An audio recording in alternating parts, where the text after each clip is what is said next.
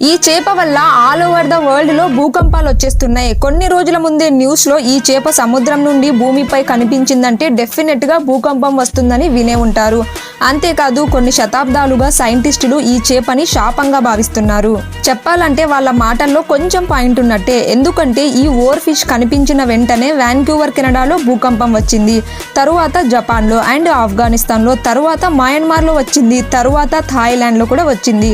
ఇవి ఏవో చిన్న చిన్న భూకంపాలు కాదు, మేజర్ ఎర్త్ క్విక్స్. అవి ఎన్నో సంవత్సరాల తర్వాత back to back non stop వస్తున్నాయి. సో ఇప్పుడు గవర్నమెంట్ కూడా ఫుల్లీ ప్రిపేర్ అవ్వాల్సి వస్తుందేమో. ప్రాబబ్లీ ఈ చేపలు నిజంగానే సముద్రం లోపల ప్రకంపనలను అనుభవించి బయటకు వచ్చేస్తున్నాయి. మేబీ ఈ థియరీ కరెక్ట్ అయి ఉండొచ్చు.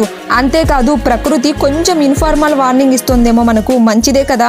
అండ్ ఒక ఇంపార్టెంట్ మాట ఏంటంటే భూకంపాలను ప్రిడిక్ట్ చేసే మిషన్స్ ఇప్పటి వరకు ప్రపంచంలో ఎవ్వరూ తయారు చేయలేకపోయారు.